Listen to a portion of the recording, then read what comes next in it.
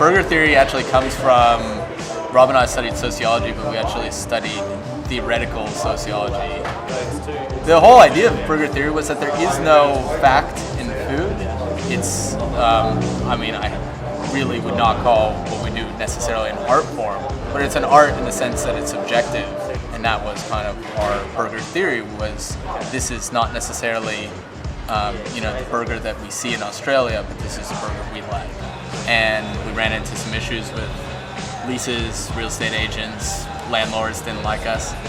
Well, actually, they just didn't really take us seriously. Essentially just fell through at the 11th hour, and we were just frustrated. Rob looked on eBay, saw this truck. We'd been to the States to sort of have a food tour, and I've taken him around to a bunch of food trucks in New York. And we thought, let's just give it a shot. And we bought the truck in December 2010 and sort of went from there. And they said, you've made a mistake with this truck. And at first, that's the way it seemed. We just parked the truck here. We were allowed to trade once a week, and it went really well there. And then that's when Yarwood sort of came in as mayor around that same time. There was Splash Adelaide was created around that same time. And then we were essentially showing them, we're responsible people. We're not going to blow up the truck.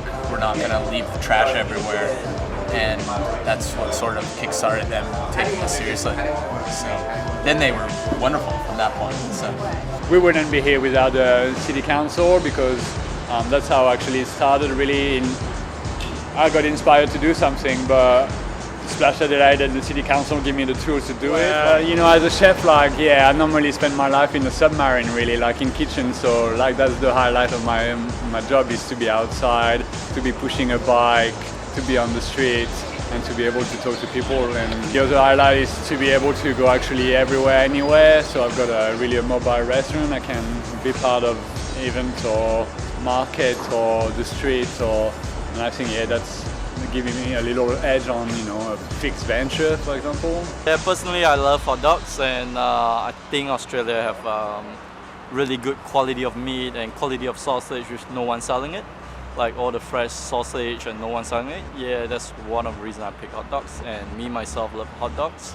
And I think you can't find any good one in Adelaide. But really, I think what was more the impetus than the truck itself was just finding a way to make food that we wanted to make, which was essentially American food with better quality ingredients. Yeah, but mainly with the better quality ingredients, but not at a kind of really fancy price.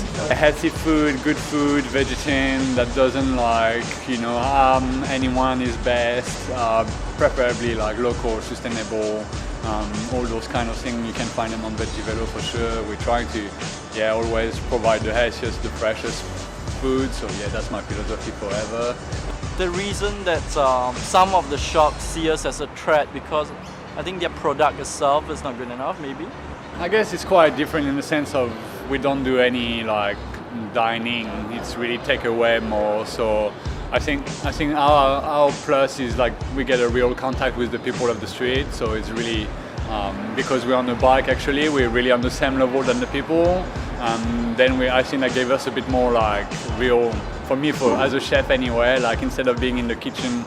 Again, I can actually talk with my customer and have a better feel of what's happening and what people want in the street. Well, the big difference I'd say between truck and premises was much more expensive to set up. And that's the argument against trucks from fixed premises, is that it's way cheaper to start a truck. And I agree with that. That is definitely true. Well, it depends on the truck. Papa's, that is an expensive truck. All the beautiful metal work and all that. But what's more sort of relevant in that conversation is that to run a truck requires heaps of work that isn't required in fixed premises. So we know where our fixed premises is. It's always here. It never runs out of petrol. We never have to fight for a parking spot. I think it definitely created a bit more competition or challenge for brick and mortar business to actually improve the service or their offering to make sure they compete actually, or they're on the same level of what the customer want really. It's cheaper to start, so it's easier for someone in a musician like me that doesn't have much money, we could never have afforded this to start, and it would have been a massive risk because we wouldn't have known how our product was going to be received. So it's really good to test the grounds in the truck. But the problem with the truck is it has a limited capacity. It's a different scale, but it's really nice to start in the truck, see if things are good, see if the public even wants you to have a fixed premises before you lay down, a lot more money into it. You don't say, okay, that's the burger for everyone, done. Eliminate all other burgers. So that was sort of like the same thing with social theory, that there's no overarching theorist that's like, okay, that theorist is right. You can't really make good food without a good product, really. So I think, like, for example, we choose the lentil and chickpea from Australia, the York Peninsula and Kangaroo Island.